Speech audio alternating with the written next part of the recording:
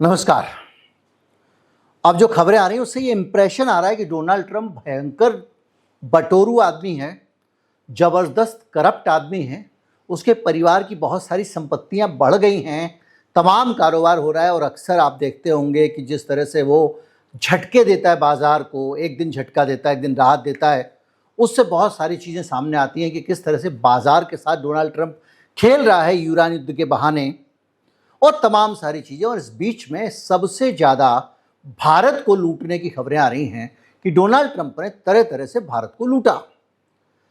आज मैं बात करने वाला हूं कि भारत पे 50% टैरिफ लगाने का डोनाल्ड ट्रंप का प्लान भी भारत के एक उद्योगपति को दबाव में लाकर, या सरल बोलचाल की भाषा में बोलें तो ब्लैकमेल करके उसकी अंटी ढीली करने का था। भारत के सबसे अमीर आदमी A1 मोदी जी से दोस्ती होने के बावजूद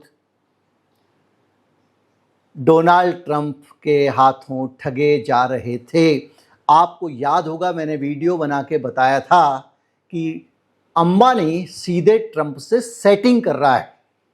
बहुत डिटेल से बताया था कि कैसे कैसे सेटिंग हो रही है, लेकिन अब जो नए खुलासे हुए हैं उसके हिसाब से मुकेश अंबानी डोनाल्ड ट्रंप से सेटिंग नहीं कर रहा था, बल्कि डोनाल्ड ट्रंप मुकेश अंबानी को मजबूर कर रहा था कि वो ट्रंप के आगे झुके।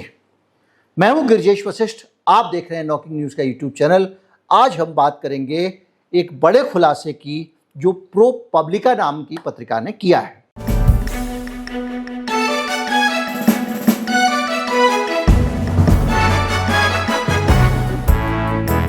कॉन्फ्लिक्ट ऑफ इंटरेस्ट, अमानत में खयानत मान लीजिए।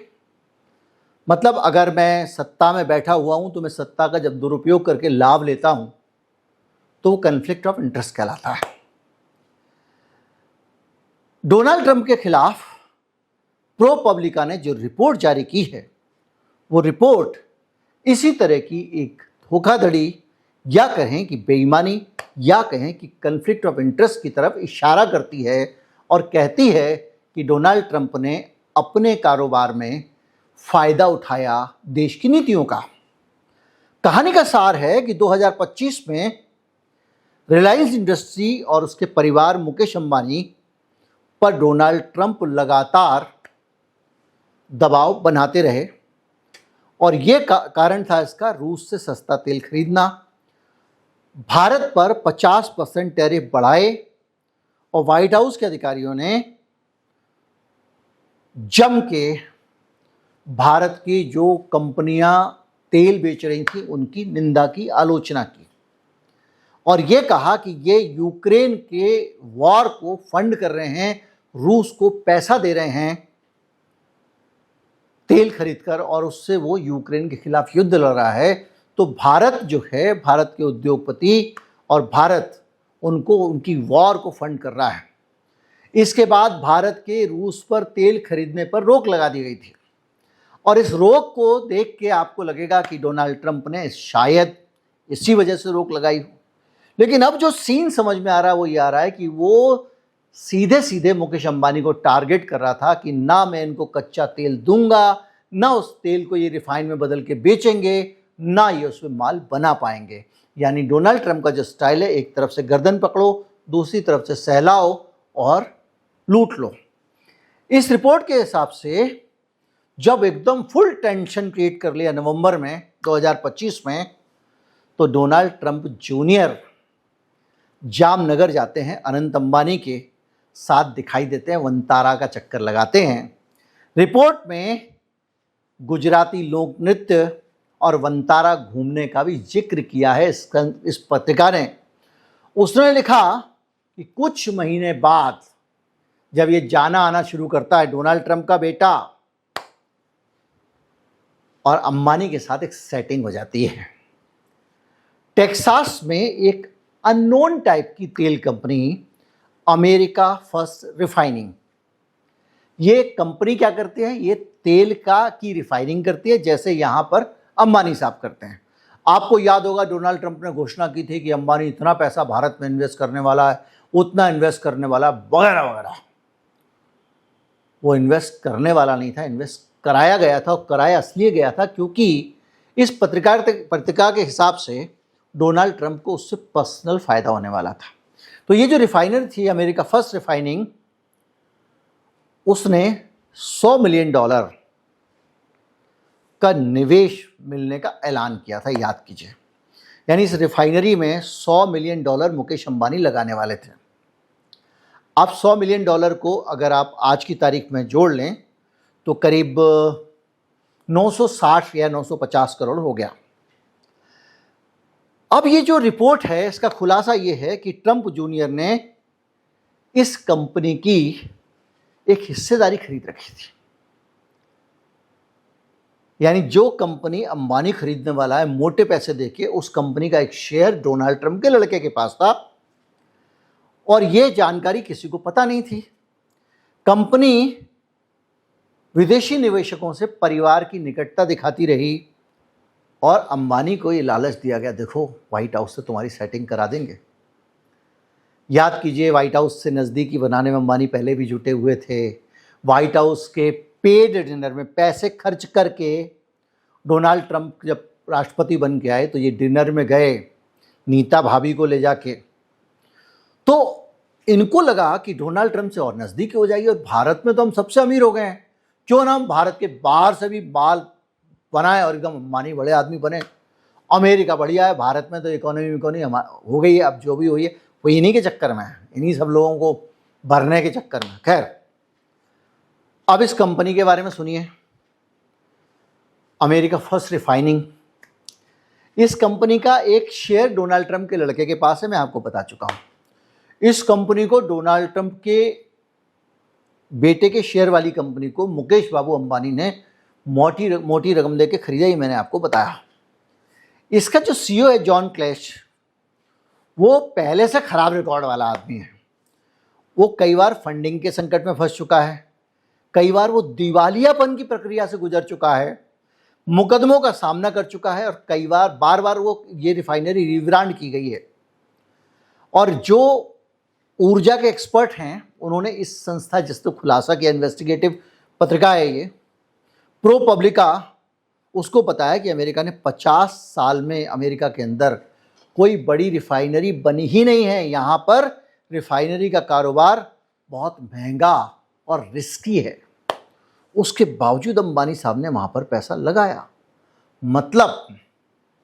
मतलब ये कि ट्रंप के पैसे को लाभ हुआ और अंबानी जी को उम्मीद ये रही होगी कि अब डोनाल्ड ट्रंप के परिवार से पहचान हो गई कुची कुची, तो अब अमेरिका में भी हम अपना पांव पसारेंगे।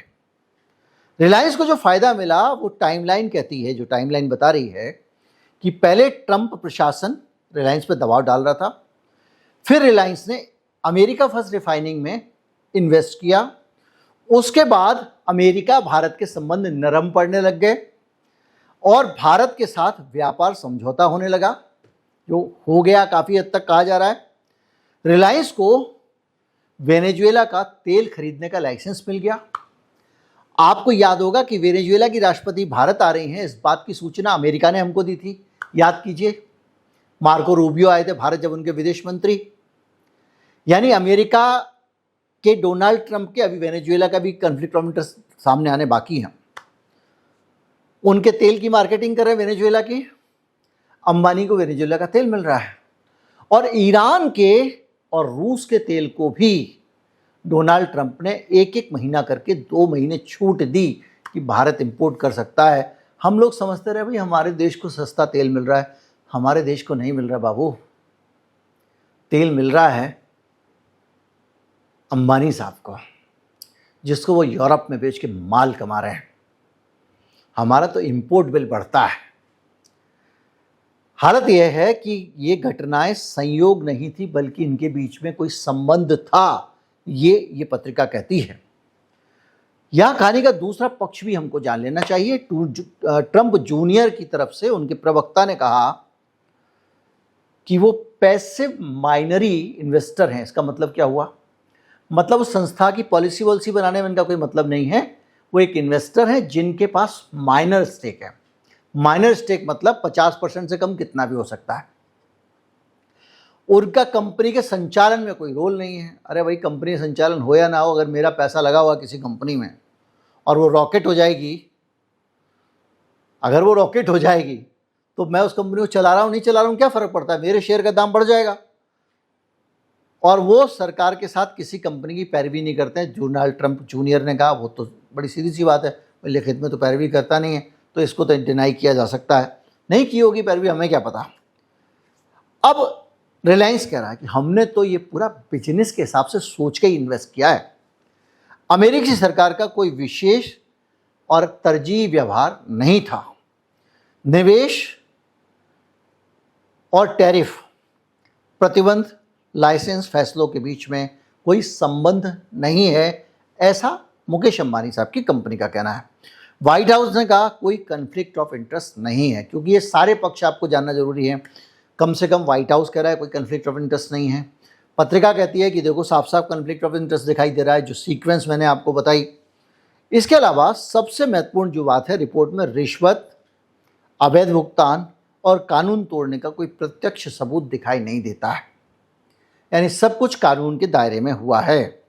अब 3 सामने आती हैं और वो सबसे इंपॉर्टेंट बात है। अगर ये सब हैं, ये भी सच्चे हैं, वो भी सच्चे हैं, व्हाइट हाउस भी सही कह रहा है, तो भाई एक बात बताओ, ट्रंप जूनियर की एएफआर में छिपी हुई हिस्सेदारी होती है और उसी एएफआर को अंबानी साहब खरीदते हैं। तब खरीदते हैं जब अंबानी साहब जबरदस्त व्यावसायिक दबाव में हैं, क्योंकि अमेरिका ने टैरिफ लगा दिया है और टैरिफ लगाने के कारण अब हम रूस का तेल खरीद नहीं सकते हैं। महंगा तेल खरीद के रिफाइनिंग करके बेच के अंबानी साहब को बहुत फायदा होने वाला नहीं है। और इसी बीच में डोनाल्ड ट्रंप का लड़का यहाँ पे आता है, परिवारों के बीच में मिलजुल बढ़ता है, वंतारा जाते हैं, ये तो उन्होंने भी छापा है। और उसके साथ साथ रिलायंस उसी कंपनी में इन्वेस्ट कर रही है जिस कंपनी का हाल बताया, कभी तो उसका सीईओ दिवालिया हो जाता है, कभी कुछ हो जाता है, और अमेरिका में रिफाइनिंग का कोई स्कोप भी नहीं है, सबसे रिस्की बिजनेस में से एक है, ये वहां के एक्सपर्ट कह रहे हैं। लेकिन अंबानी साहब वहां पे इन्वेस्ट कर रहे हैं, तो इसलिए कई चीजें समझने को मजबूर करती हैं। और ये तो है ही कि पॉलिसी अमेरिका की चेंज हुई, जिसका लाभ अंबानी साहब को मिला, नीतिगत परिवर्तनों का लाभ मिला। अब इनके कहने के कारण हुई हो, इनके उस कंपनी को कारण हुई हो, या फिर भगवान ने रात को डोनाल्ड ट्रंप को दर्शन दिया हो कि भाई ट्रंप, तुझ पे हमारी कृपा होगी जीसस की, तुम मुकेश अंबानी का सुबह उठ के ऐसा कर दो। या फिर भगवान ने ये भी नहीं कहा हो, माथा फेर दिया हो, ट्रंप का ना फेरा हो, किसी और का फेर दिया हो, लेकिन जो नीतिगत लाभ हुए वो मुकेश अंबानी को मिले। तो प्रो पब्लिका ने जो सीधे सीधे आरोप लगाया है वो ये कह रहा है कि इनके अमेरिकी सरकार की नीतियां और व्यावसायिक हित के बीच में कुछ ही चल रहा था, यानी सरकार वो पॉलिसी बना रही थी जो अंबानी के हित में थी, और अंबानी साहब के उनके साथ में अच्छे संबंध बनने से पहले ट्रंप का लड़का अंबानी के पास आ रहा है। क्या भैया, क्या रिश्तेदारी है, क्या वो गुजरात के पिछड़े हुए हैं, क्या है, क्यों आ रहा है भाई? और ट्रंप का वही लड़का आ रहा है जिसका उस रिफाइनरी में पैसा लगा हुआ है, और जब तक वो नहीं आ रहा है डोनाल्ड ट्रंप रोज धमका रहा है भारत को, ये कर दूंगा, वो कर दूंगा, फला ढिमका, जैसे लोग ब्लैकमेलर करते हैं। जैसे वो आजकल शूटर वूटर बहुत सारे बड़े बड़े डॉन हो गए हैं, पैसा आ जाता चुप हो जाते हैं, और जैसे ही ये सेटिंग होती है उसके बाद में पूरा सीन बदल जाता है। टाइमलाइन देख लीजिए। रिश्तों की नींव पड़ती है 2025 में। रिलायंस ने ट्रंप ऑर्गेनाइजेशन को मुंबई प्रोजेक्ट के लिए लगभग $1 करोड़ की डेवलपमेंट फीस दी, आज के हिसाब से 96 करोड़ रुपए। उसी बस आनंद अंबानी की शादी होती है, उसमें इवांका ट्रंप शामिल होती हैं। मुकेश अंबानी जब ट्रंप के दूसरे कार्यकाल का शपथ ग्रहण समारोह होता है तो उसमें शामिल होते हैं, और बताया गया कि वो टिकट खरीद के गए थे। 2025 में जो पहली छमाही थी, यानी जून से पहले में, भारी मात्रा में कच्चा तेल खरीद रहा था रिलायंस, ट्रंप प्रशासन रूस पर आर्थिक दबाव बनाने की पॉलिसी बना रहा था। जून 25 में ट्रंप जूनियर के वकील जॉन विल्डिंग ने व्योमिंग में एक TX fuels limited liability company नामक कंपनी दर्ज कराई जून 25 में। यानी 25 के जून तक सब कुछ गुडी गुडी चल रहा था। ट्रंप जूनियर एक कंपनी रजिस्टर कराते हैं और डॉक्यूमेंट कहते हैं कि इसका पता फ्लोरिडा वाला जो घर है ट्रंप जूनियर का, उसके नाम से है। ट्रंप जूनियर नहीं, उनके वकील, यानी ये छिपा हुआ रहता है कि उस कंपनी में ट्रंप जूनियर है। जुलाई अगस्त के बीच में व्हाइट हाउस भारत पे टैरिफ बढ़ाता है। तेल के ऊपर 50% टैरिफ भारत पे ज़्यादा लगा देता है क्योंकि वो रूस का तेल खरीद रहा है। व्हाइट हाउस के सलाहकार पीटर नवारो ने साफ साफ कहा, India's politically connected energy titans की आलोचना की। पीटर नवारो कौन है? मैं आपको बता चुका हूं कि जेरेड कुशनर, डोनाल्ड ट्रंप का दामाद। उससे ट्रंप ने कहा भाई ऐसा आदमी लाओ जो चीन के खिलाफ ढूंढ ढूंढ के फैक्ट निकालता हो, जैसे मोदी सरकार को दिलीप मंडल जी मिल गए। तो उन्होंने जो है ढूंढ ढांड के एक अमेजोन पे किताब देखी, बोले ये सही है भाई साहब, चीन के खिलाफ लगता है। रॉन वेरो नाम से लिखी गई थी किताब। पकड़ लिया भाई, किताब निकाली, ट्रंप ने बुला भाई इस बंदे को। उस बंदे को बुलाया गया। उस बंदे का नाम कुछ और था, पीटर नवारो था, तो वो फर्जी नाम से किताब लिखी थी। उसने क्या किया, रॉन वेरो मतलब पीटर ने नवारो का शब्द वब्द बदल के नाम रख दिया था।